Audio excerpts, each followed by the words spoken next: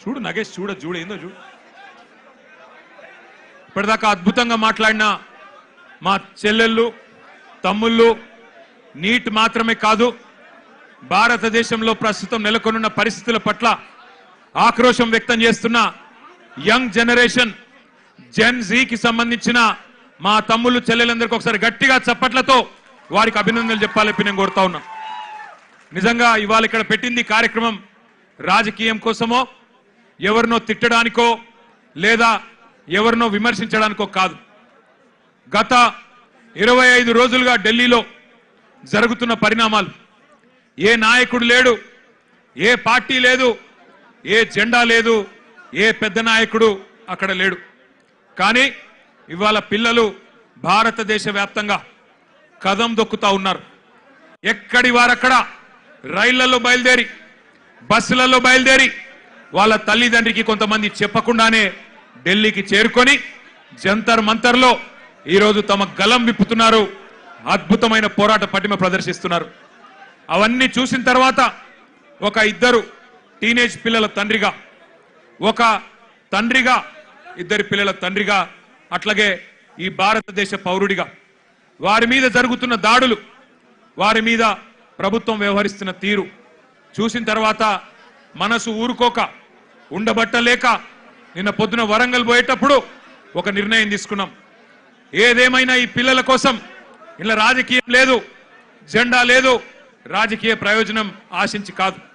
పిల్లల కోసం మనం కూడా మాట్లాడకపోతే మనం ఇంత స్థాయిలో ఉండి ప్రజాప్రతినిధులుగా ఉండి మనము దండుగా అన్న ఉద్దేశంతో ఇలా పిల్లలతో మాట్లాడాలి, వాళ్ళతోనే మాట్లాడియాలి. వాళ్ళ ఆక్రోశం, వాళ్ళ ఆవేశం, మరి మనందరం కూడా వారి న్యాయం కోసం చేస్తున్న పోరాటానికి అండగా నిలబడాలన్న ఉద్దేశంతో ఈరోజు నిరసన కార్యక్రమం పెట్టుకున్నాం. మరి ముఖ్యంగా బీఆర్ఎస్ అనే పార్టీ ఆనాడు టీఆర్ఎస్ గా ఉద్భవించిన నాడు ఉద్యమంలోంచి, ప్రజా ఉద్యమంలోంచి పుట్టుకొచ్చిన పార్టీ.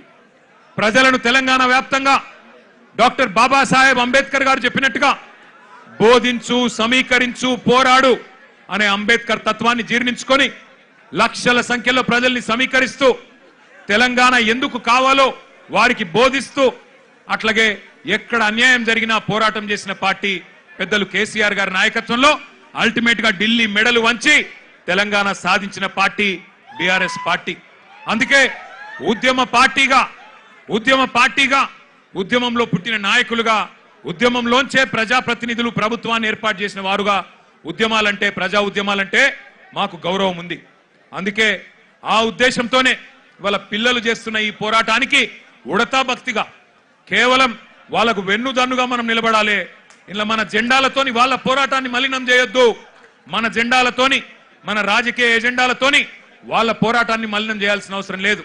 కానీ వారికి అండగా నిలబడి ధైర్యం చెప్పి మీ ఎంబడ మేము కూడా ఉన్నాం, మీరొక్కరు మాత్రమే కాదు అని చెప్పవలసిన బాధ్యత మన మీద ఉన్నది. నిజంగా నాకు నిన్న మొన్న ఢిల్లీలో జరిగిన సంఘటనలు చూస్తుంటే కళ్ళల్లో నీళ్లు తిరిగినాయి. మనిషి అనేవాడికి ఎవరికైనా సరే మనసంటూ ఉంటే ఢిల్లీలో జరిగిన సంఘటనలు చూసిన తర్వాత మనసు చలించక మానదు. పిల్లల్ని కుల్లబొడుస్తున్నారు. ఏమడిగినారు పిల్లలు, ఏం కోరుకున్నారు వాళ్ళు? మోడీ గారు కూర్చున్న కుర్చీ అడిగినరా, లేకపోతే అమిత్ షా గారు కూర్చున్న కుర్చీ అడిగినరా, లేదా ధర్మేంద్ర ప్రధాన్ గారు కుర్చీ మాకు ఈమని అడిగినరా? ఏమడిగినరు? అధికారం అడిగినరా? లేదా మాకు అర్జెంటుగా మీరు రాజీనామా చేసి మాకు అప్పచెప్పండి మీ ప్రభుత్వాన్ని అన్నారా? ఏమడుగుతున్నారు? న్యాయం కోరుతా ఉన్నారు. మాకు అన్యాయం జరిగింది, మాకు న్యాయం చేయండి అని అడిగినారు. విజ్ఞప్తులు చేశారు, వినతి పత్రాలు ఇచ్చినారు, దండం పెట్టారు, దరఖాస్తులు ఇచ్చినారు. చివరికి సోనం వాంగ్చుక్ గారు నిరాహార దీక్ష కూర్చున్నారు. ప్రజాస్వామికంగా గాంధేయ మార్గంలో మహాత్మా గాంధీ గారు చూపెట్టిన బాటలో చివరికి నిరాహార దీక్షకు జంతర్ మంతర్ దగ్గర కూర్చున్నాడు. ఎట్లా అయితే పెద్దలు కేసీఆర్ గారు ఆనాడు తెలంగాణ కోసం చావు నోట్లో తలబెట్టిండో అట్లాగే ఈ పిల్లలకు న్యాయం జరగాలి, ఈ పిల్లలకు జరిగిన అన్యాయం సరిదిద్దాల కేంద్ర ప్రభుత్వం, అకౌంటబిలిటీ రావాలి, జవాబుదారితనం ఉండాలి సిస్టంలా. అదే విధంగా విద్యా విధానంలోనే సంస్కరణలు రావాలి, రిఫార్మ్స్ రావాలని చెప్పి సోనం వాంగ్చుక్ గారు నిరాహార దీక్ష కూర్చుంటే ఒక్క మీడియా సంస్థ చూపెట్టదు, ఒక్క మీడియా ఓడు రాడు. భయం, ఏం చేస్తారో, ఎక్కడ ఐటీ దాడులు చేస్తారో, ఎక్కడ సిబిఐని పంపిస్తారో, ఎక్కడ ఈడీని పంపిస్తారో, ఎక్కడ తమ వేట కుక్కలను పంపి ఇబ్బంది పెడతారో అని భయం. మీడియా రాలే. కానీ ఏం చేసింది జెన్జీ, యంగ్ జనరేషన్ ఏం చేసింది? ఏ మీడియా గిడియా జాంతానై, మా సోషల్ మీడియా ఉంది చాలు అని చెప్పి ఇవాళ దేశం మొత్తాన్ని కదిలిచ్చింది. అందుకే అంటా ఉన్న మోడీ గారు, మీరు పెట్టుకోకూడనలతో పెట్టుకున్నారు. ఎవరితోనైతే పెట్టుకోవద్దో వాళ్ళతోనే పెట్టుకున్నావు. నువ్వు కొరివితో తలగొక్కున్నావు.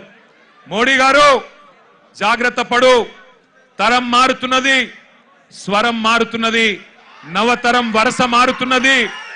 రాజ్యమా ఉలిక్కి పడు, గుర్తుపెట్టుకో, జాగ్రత్తగా ఉండు. వాళ్ళు అనుకుంటే మొన్ననే నేపాల్లో ప్రభుత్వం కుప్పగూలింది. ఈ పిల్లలు తలుచుకుంటే శ్రీలంకలో బగాయించి బగాయించి అక్కడ ఉన్నోళ్లను ఉరికిచ్చి దేశమవతల దాకా పోయేదాకా విడిచిపెట్టలేదు. కాబట్టి ఎవరితో పెట్టుకోవద్దో మోడీ గారు, వాళ్ళతోనే పెట్టుకున్నావు. వాళ్ళ అహం మీద కొట్టినవి ఇయ్యాల.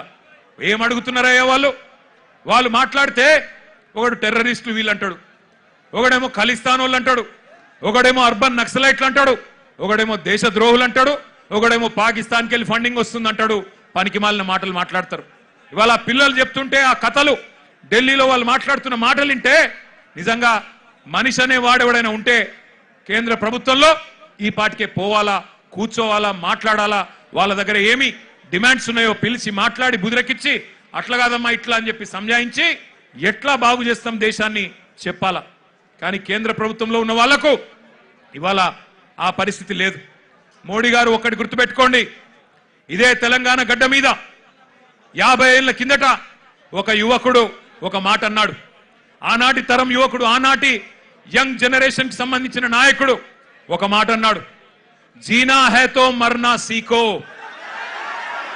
కదం కదం పే జీనా హై తో కదం కదం పే జీనా హై తో మర్నా సీఖో, కదం కదం పే లడ్నా సీఖో అన్నాడు.